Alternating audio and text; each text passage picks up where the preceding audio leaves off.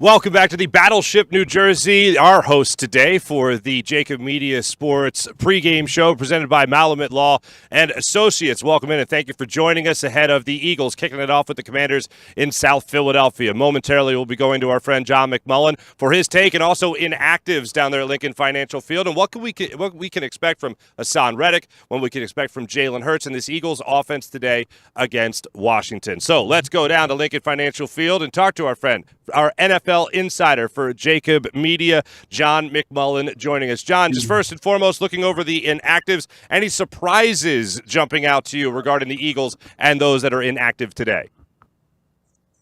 No surprises. I guess Rashad Penny would be the most notable for people. I heard Bill talking about potentially giving up those running back carries. Well, he will not be involved. Obviously, Boston Scott's going to be back from the concussion. Kenny Gainwell's going to be part of that rotation, but Rashad Penny's inactive. And he was active last week in Tampa Bay, but didn't play at all. So that's understandable. Sidney Brown, as we know, is not going to be out. Justin Evans, who was questionable, is out. So you have some concerns. Only two healthy safeties. Tristan McMullen brought up from the practice squad for that reason. So that's a position to keep an eye on. And Quez Watkins is again out, so you're going to see Olamide Zaccheaus as the third receiver as the Eagles try to ramp up this passing game. Talked about it all week. They expect a little bit more of a traditional defensive structure from Washington, so maybe that's an opportunity to get the passing game going. They certainly want to do that moving forward because as impressive as that running game has been, guys, you know they're going to have to throw the football at some point to beat some of those teams coming up on the schedule, and they want to get that sort of ironed out before that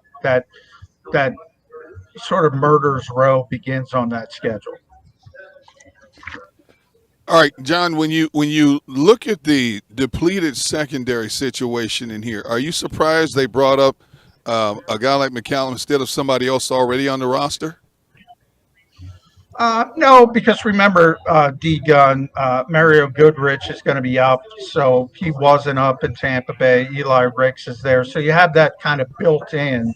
But Tristan McMullen is, he's been taking reps at safety all training camp. He's got some cornerback safety versatility dating back to college, but since he's got here, he's been a safety.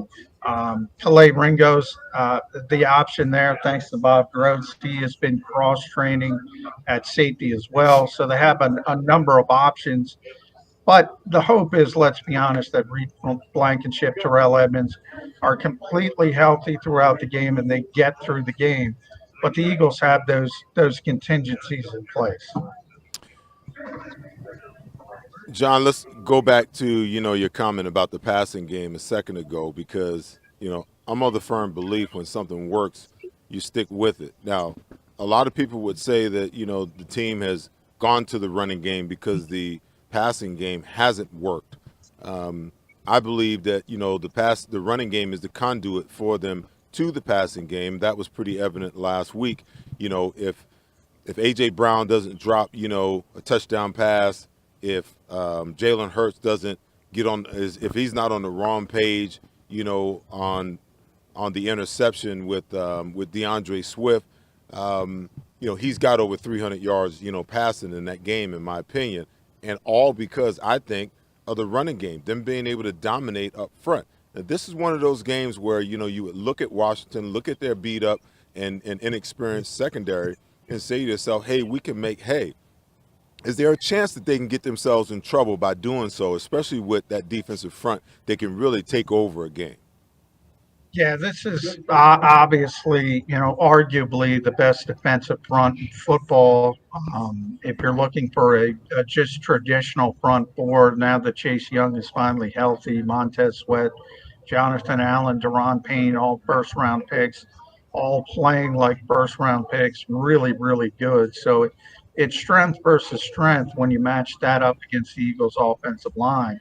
But they have some, they're built like the Eagles' defense in a lot of ways. They're strong up front, but they have some concerns, as you mentioned, Seth, in the back seven. So on paper, it even matches up. You want to get the passing game going a little bit in this particular game.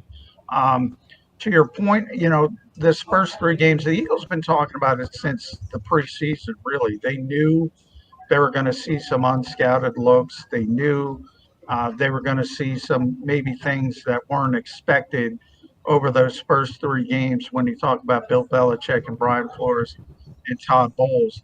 And it came to pass, and they were able to persevere and win those football games. Now you have the experience of dealing with those unscouted looks. But I think the one common thread between those 3 defensive minds was, and this has differed from 2022, um, they came in saying, all right, somebody else other than Jalen Hurts has to beat us. So you saw a ton of zone coverage. You saw all eyes on the quarterback to stop the running game as well, the quarterback running game. And to Brian Johnson's credit, he shifted in game.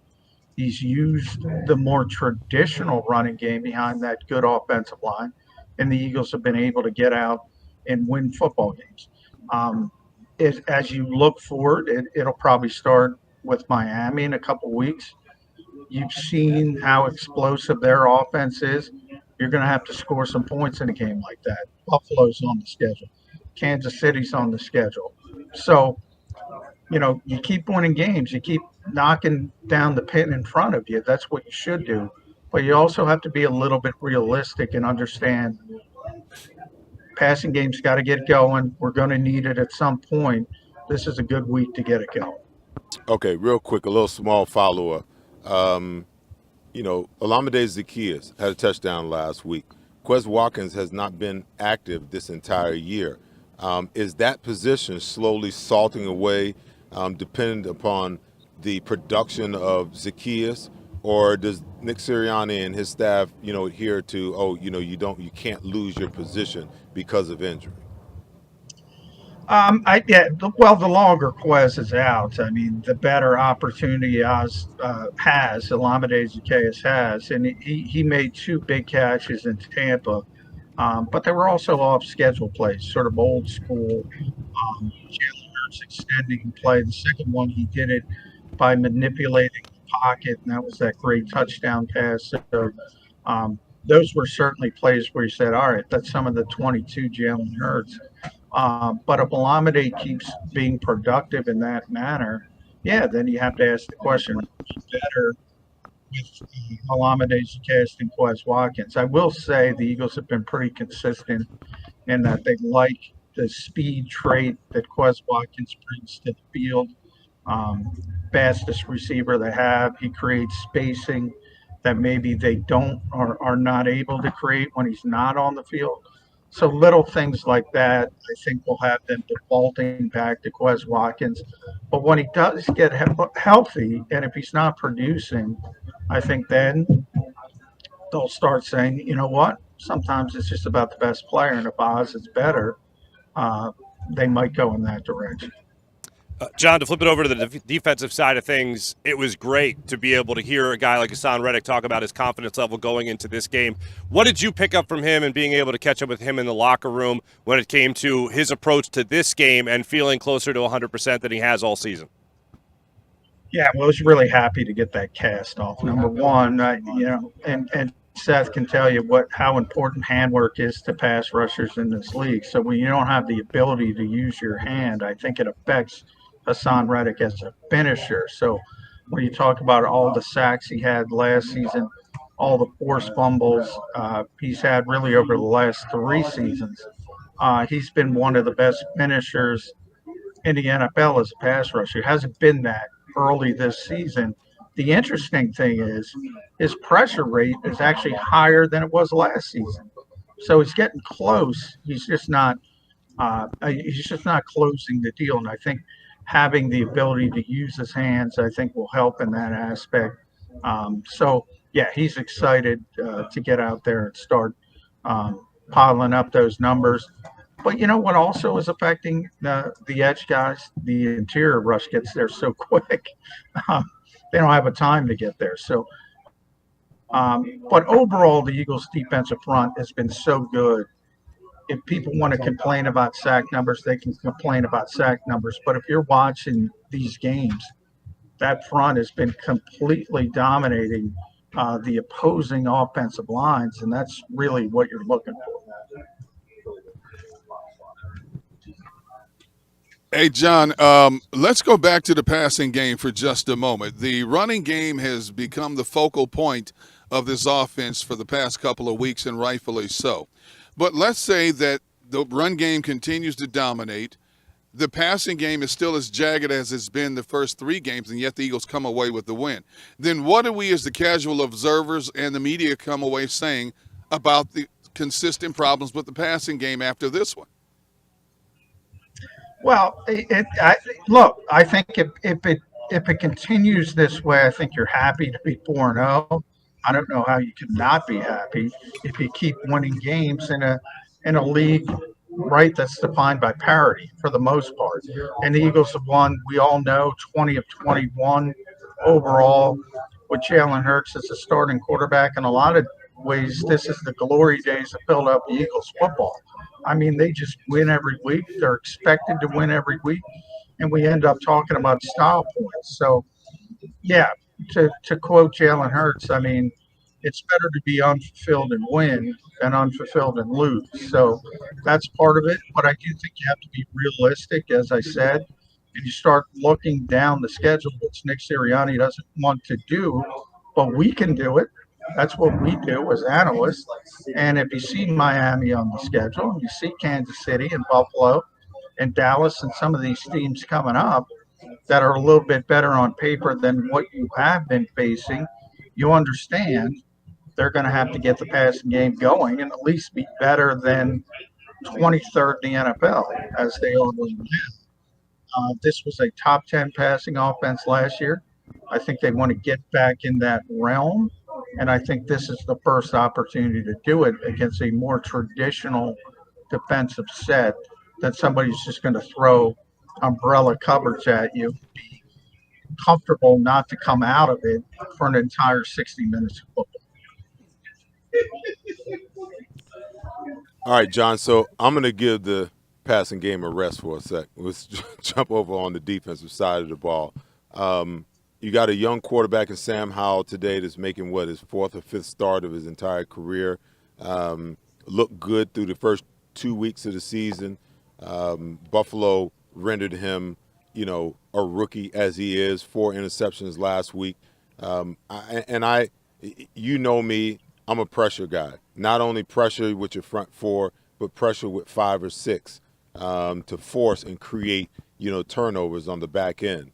Does Sean Desai just rely on the front 4 to get there today, or does he dial up like he's been doing over the last 3 weeks, a couple of 5- and 6-man pressures, where you're bringing a safety late or you're bringing, a linebacker or 2? Yeah, I mean, I think it's always situational. They'll bring an extra guy when they see an opportunity, especially with a young quarterback, to create a mistake. But I think for the most part, and I think Washington, by the way, is the same way because of their defensive front. The plan is always to go in and get home with 4. And if you look at the Eagles' pass rush versus the Washington offensive line, yeah, I think they expect to be able to get home with 4. And I expect them to be able to go home with 4. And that gives you the extra man in coverage. And in theory, that should be helpful because we just talked about all the injuries. This week it's the safeties, and you don't have Justin Evans, and you don't have Sidney Brown, who's also been helping in the slot. We're not even talking about Avonte Maddox now because he's out for the year, but you're already down to your 3rd slot option. So you need that extra body and coverage versus on the pass rush, at least on paper. Now, Seth, when you have a bad game in this league, coaches tend to overcorrect. So when you talk about 9 sacks and 4 interceptions against Buffalo, they're probably going to do a lot of max protecting. They're probably going to try to get the football out as quickly as possible. And if that overcorrection starts to generate some positive plays for Washington, then maybe you have to revisit stuff in game.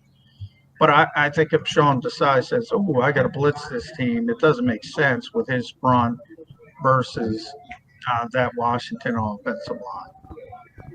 John, last thing, when it comes to this game, you got 9.5 points that the Eagles are favored by going into this one, as high as 10 in some places. What do you predict for Eagles Commanders today? Yeah, I think the Eagles are going to win the game. It'll probably be a little bit closer than that. The old cliche generally is true. Division games tend to be a little bit closer than you expect. So I have 27-21. But, I think the Eagles are going to be comfortably in the lead. Maybe it's a late score that sort of backdoors the cover, so to speak. I don't think they're going to be threatened by this particular team and Sam Howell. But it probably ends up a little bit closer than people think. A little bit closer. All right, fair enough. John McMullen joining us from Lincoln Financial Field, our NFL insider. Appreciate you joining us. We'll be back right here with the Malamut pregame show aboard the U.S.